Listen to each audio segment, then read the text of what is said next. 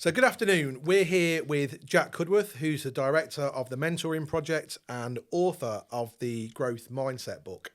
So welcome, Jack. Thank you for being with us. Really appreciate your time. Super excited for this conversation.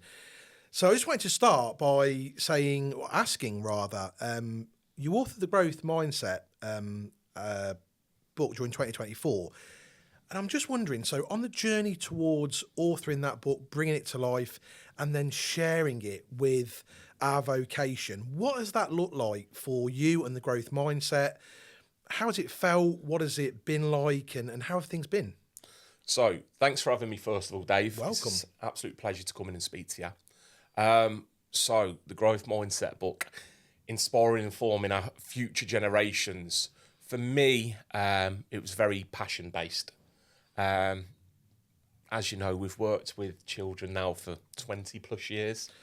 It's been a long period of time. People say you have to say 2 decades. Sounds better, apparently. It probably sounds less, don't it? A couple of decades. It's only two decades. Yeah, no. So for me, it's always been a passion of mine. As you know, my mind's 100 mile an hour, and I'm always seeing things that are happening for young people today. And I just sometimes don't think the education's out there to support the quick change. Yeah. So for me, creating the Growth Mindset book, and the book's actually 5 chapters. This Growth Mindset is just the first chapter. And for me, the reason why we started with Growth Mindset is because there's a lot of self-reflection work in there. There's a lot of identity work. And if I look at a lot of the issues in society today for young people, I think a lot of the issues stem from not understanding ourselves, following social media influencing us. So there's a lot for me that stood out when I created this book. We've obviously got influencers as well, that if I go into schools and mention certain influencers, Sure. certain mindsets come out straight away, certain ideas, whether that be from gang or violence, whether it be from a misogynistic approach, whether it be for girls on identity and maybe not loving themselves or not having that self-confidence. So again, there's a lot that I deal with and a lot that I see, and I was like, I need to help. Yeah. I need to put something in place where we could create change, and change that I knew was honest, realistic, could be implemented as such without. If we can use the Growth Mindset book with good mentors, good adults, fantastic. Yeah. But it's also been created where if the child hasn't got that, they could still complete the book themselves. And that's massive, isn't it? That actually it's an opportunity for children and young people. So it doesn't have to be something they only access in a group or in a project or in a provision. Actually, it's a book that a child or young person could pick up, could read, could work through, could think through, and it would have a real positive, healthy impact for them. So that actually we're removing those barriers and those gateways to learning, to growth, to development, and that's huge. Yeah, and this is the thing for me. I often, if someone said to me, as you know, at the minute, quite a few of my contracts are within the education setting, with the Violence Reduction Partnership, and a big thing for me is we don't have enough mentors in schools.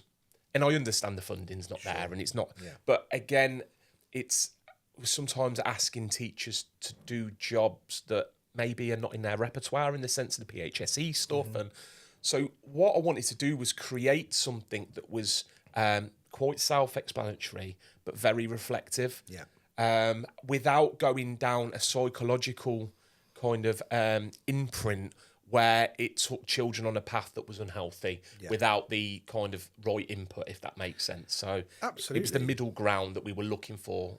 And I see it as a real movement, what you've created, because as you said earlier on, there can be some influences that children and young people are exposed to, whether it's online, whether it's contextually in communities, whether it's in how we sort of think on a societal level.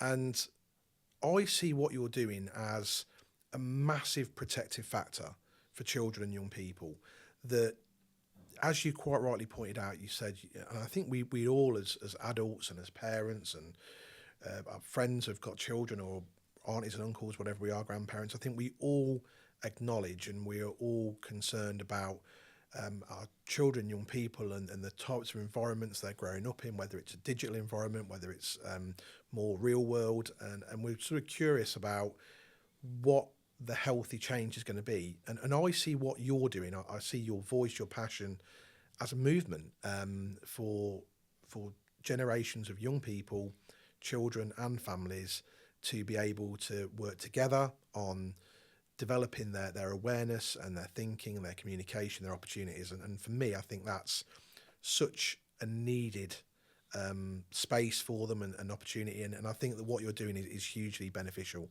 The great I thing appreciate as well, that. Let me just say, I appreciate you saying that again, because again, sometimes you are on your own in the sense of like the mentoring project is very solo, my company at present. And again, to see other people see what your vision is, it is really important to me. So I appreciate that. Thank you. You're welcome. And I think one of the most amazing things for me is that not only is the Growth Mindset book a phenomenal tool, a great resource, there are more parts of that book coming. Yeah. So the great thing is it's not just a standalone resource or an opportunity. It's something that's growing with our children, young people. It's growing with society. It's growing with dynamics. It's growing with influence. And I think that's one of the wonderful parts of it. And that's something that I think is massively beneficial to our young people in today's society. So really interested and exciting. And I've had a snippet of the next chapter. And when I saw the front cover, because the growth mindset, I love that. Yeah. I've always loved it when I've seen it. And I saw the front cover. I won't tell you what it says. I'll let Jack share that when he's ready. But even before I'd sort of read the kind of synopsis, if you will, of what the next chapter would be about, just the front cover, I picked up the phone and was like, I'm in. This is brilliant.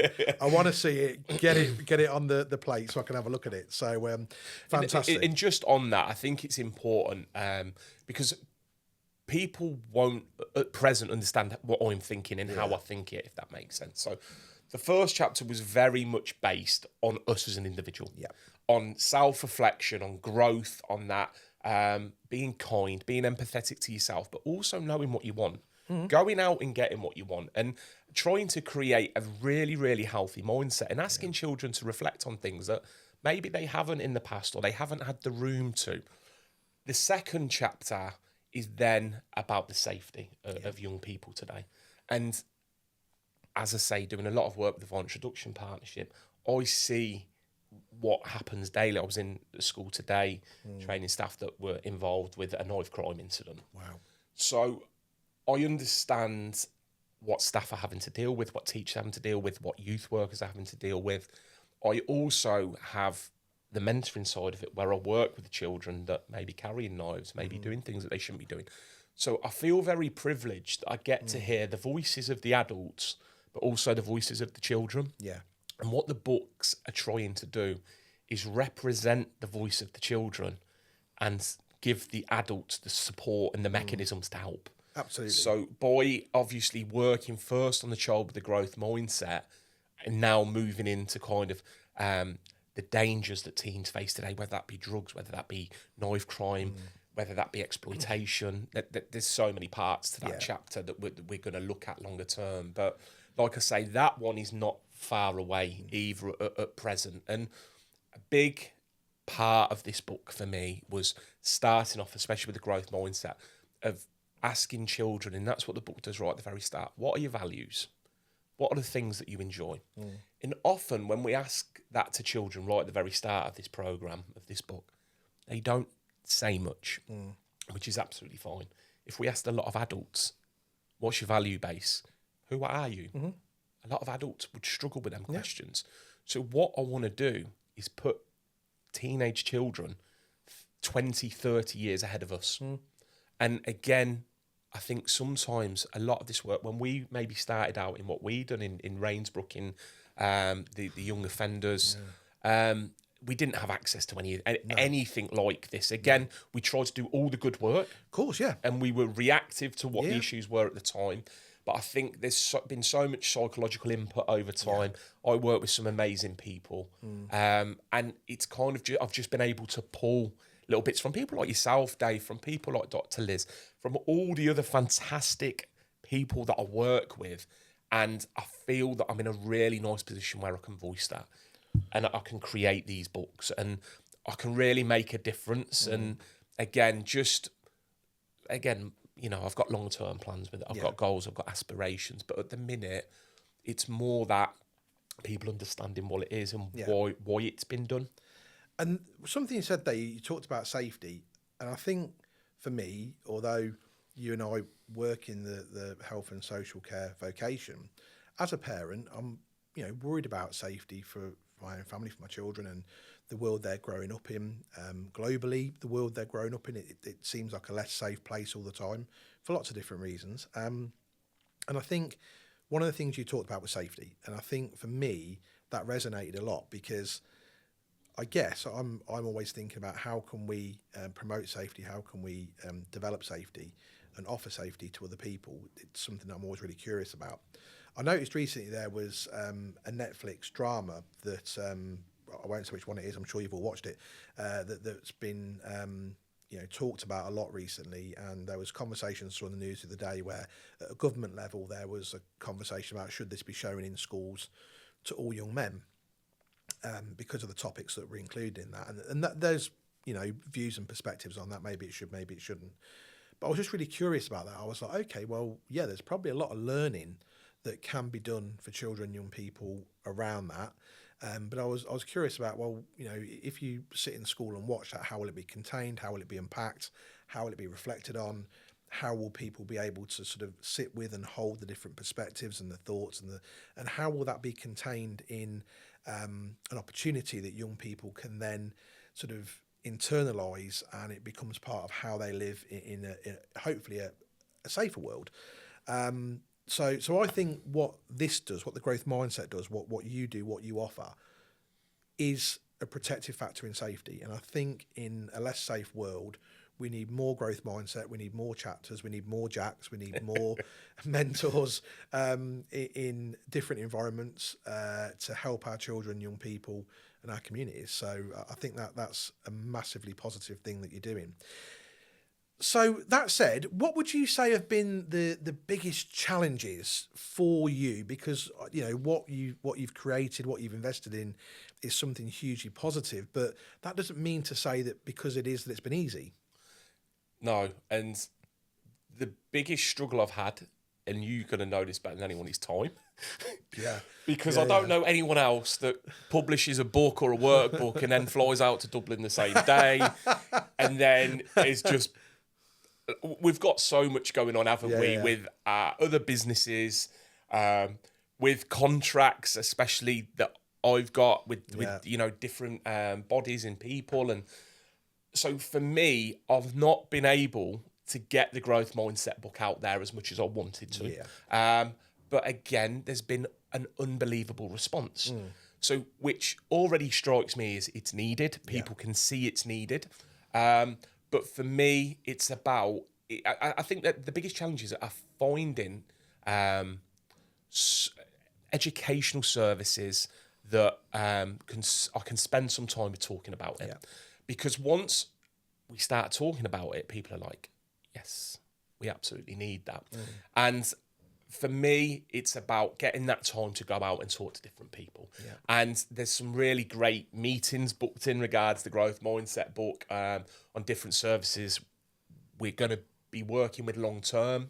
And again, with each chapter that comes, the school or service will move through to the next chapter.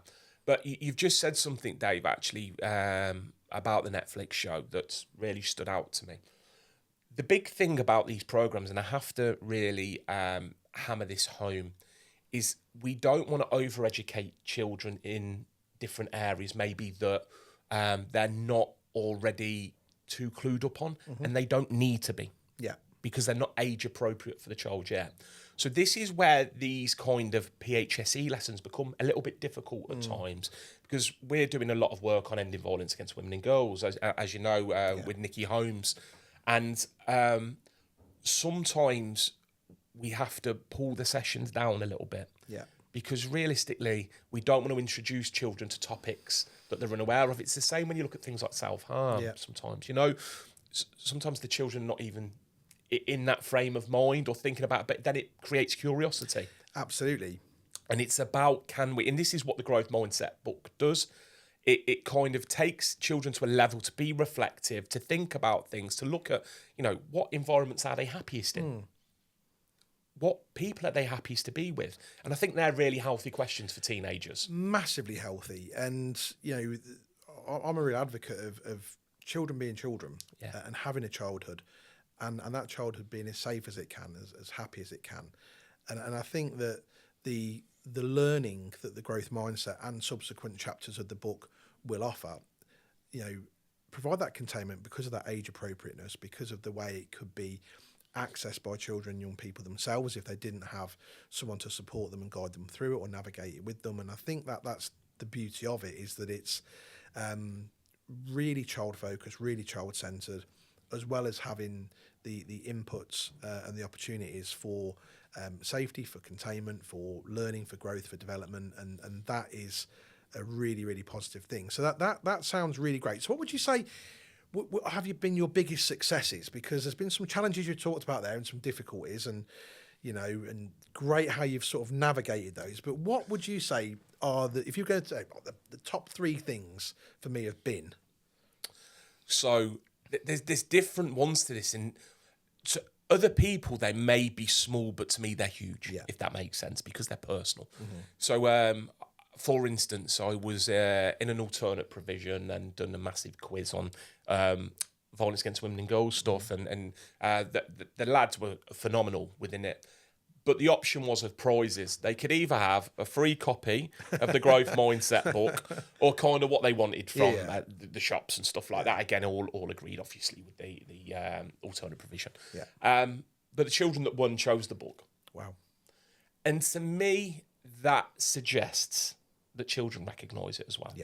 And again, I think for me, it's that whole role modelling side of it as well.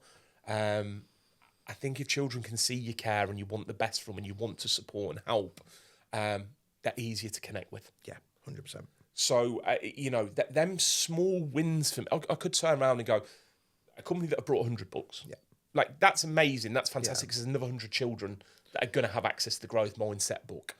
But for me, children wanting to do it, children wanting to engage, that's massive for me.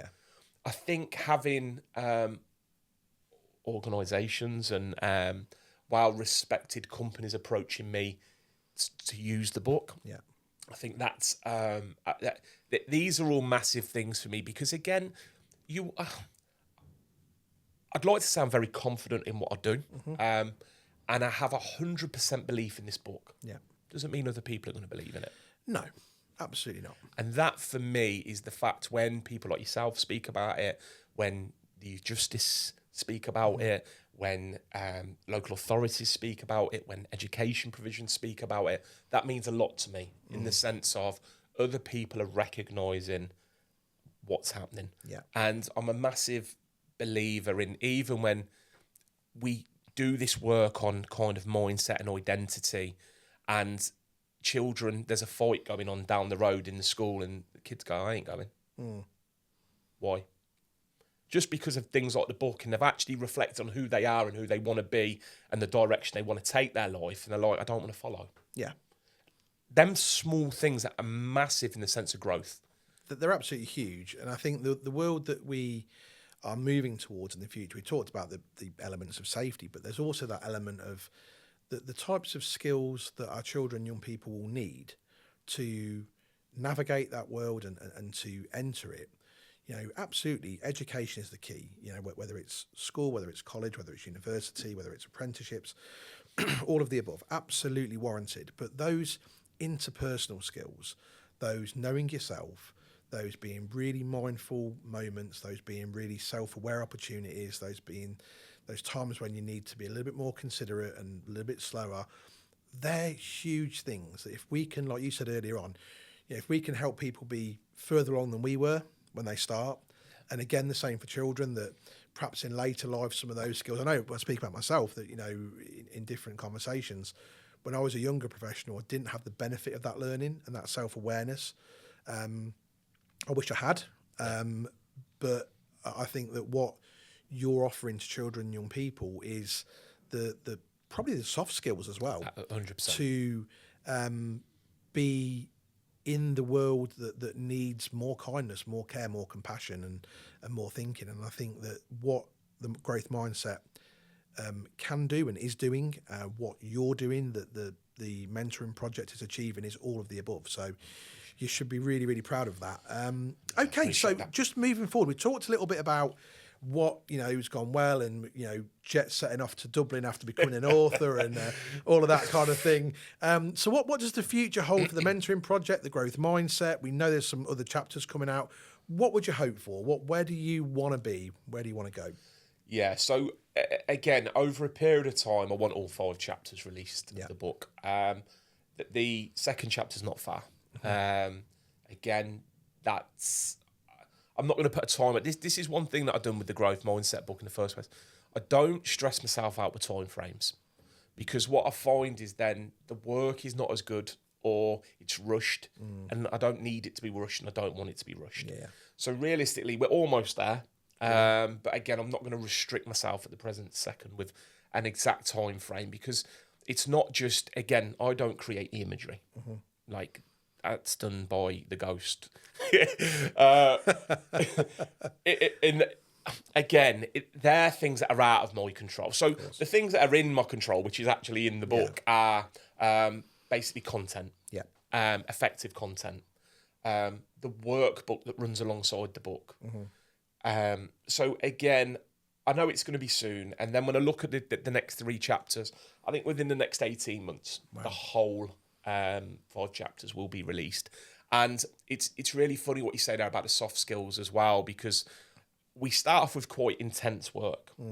The growth mindset's quite intense work in the sense of reflection, and then looking at the safety element of stuff. But there's my biggest kind of driver when it comes to children in education is providing them with content that they're not getting. So again, whether that be support with social media, which is touched upon in different books and different areas, to what does life look like going for a job interview. So these are all things that are going to come through the books. And that's hugely important, that practical stuff. Don't get me wrong. I mean, there's lots of other things that we've talked about today, but actually, how do you navigate your world? What does it look like? I know we spoke a while ago about things even like children understanding how job and recruitment agencies work. Perhaps not children always do. And it's understanding what that landscape is, isn't it? So as you step into your young adulthood, what does it look like? It's a big wide world, lots of opportunity, lots of excitement, lots of wonderful, positive things. But it's setting children up for success, isn't it? And that's the bit. And that's where I'm very fortunate, working with so many adults that work in schools, with so many children that are in school. I kind of hear both sides of it. So actually, my brain will flick. It's like, that's needed, that's needed, that's needed. And again, then I'll ask the questions in other places. Are you doing this? And a lot of the time I get, no, we've not thought of that, or that's not part of PHSE. And I'm like, that's fine. Because then I know full well it's needed within what we're going to put together. So I think for me, that the why these books will do work and are working is because of the first-hand experience of being able to be relatable with children and understanding what they need, or what they're telling me that they're struggling with, or what they need, but also them working with the adults and them saying, we haven't got that, or we need support with that, or we just don't have time. And that's a big one that I come across is even when we are looking at, just for example, I'm going to gender stereotypes. Some schools will say to me, Jack, we don't have the time. Like, we do not have the time to do all this work and the other and the expectation. Don't get me wrong, they might do a little 15 minutes here or there. But when we look at education, often education is a repetitive message. So if we are doing some gender-based work, maybe week 1, but then not revisiting it to week 52, the learning's really gone at the majority of the time. And again, if a child's going home to a difficult household or a difficult neighbourhood or their friendship group, then again, they're probably going to revert back to what was going on before. So again, for me, it's very much about having access to books and having access to reflection and being able to look at your value base and go, how I'm acting or how I'm behaving, does it fit into my values? Yeah. And it's just that reflection. And, you know, we do a lot of work on that. The book does so much work on to grow, reflecting and then planning forward. And you said a couple of things there. One of the things that stood out for me was about values. I did some leadership training recently, and one of the parts of that was about our core values.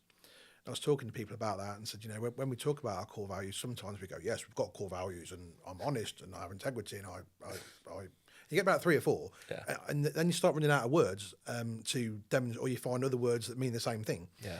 And sometimes I was saying to people, actually, but what are your core values? Not words that you use to describe how you feel. Yes. So the doing things. So like you might say you're honest. I would say your core value is you always tell the truth. Yeah. Right. So it's got to be a verb. It's got to be a doing thing. And I think that what the growth mindset offers and what you're able to do is help people think on a real sort of unilateral level about those really important things. So it's not just about the highlights and the headlights, it's about the real stuff. That's massively important. Just on that, can I just say this, because this is really important actually that I say this at this point. So someone done some work with me once on exactly what you're talking about there. And this is something personal to me actually, but I think it's worth sharing because this, for me, explains values so well.